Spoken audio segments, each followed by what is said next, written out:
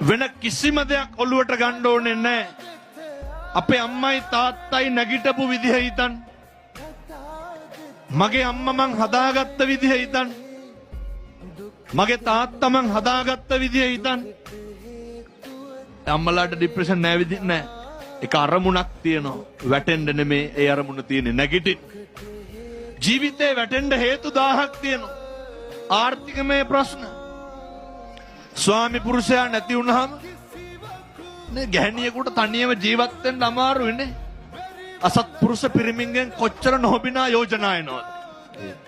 මේවත් අරාගෙන දරුවොත් හදාගෙන කුලී වැඩ කරගෙන රැකී ආරක්ෂා කරගෙන සමිතියට තියෙන පොඩි ණය තුරහක් ගෙවාගෙන ගමේ කඩෙන් බඩට ණයට බඩු අරගෙන පොතට බඩු අරගෙන අපේ ගම්වල එහෙමනේ.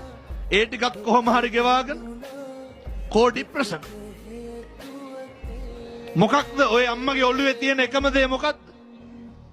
දරුවෝ ටික ලොකු මහත් කරන එක විතරයි. මතක තියාගන්න. අර හිත ඇත්නම් පත කුඩාද කියන්නේ. හිතමයි පුතේ බලපාන්න. එක අරමුණක් මත ධෛර්ය සම්පන්න වෙන්න.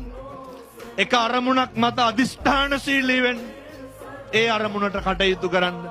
ඒ අරමුණු ජය ගන්න මේ තරුණ මහත්තුරුන්ට මේ පුරපසලක් 15ක් පොය දවසේ තුරුන්ගේ ආශිර්වාදය ලැබේවා කියලා අපි ප්‍රාර්ථනා කරමු.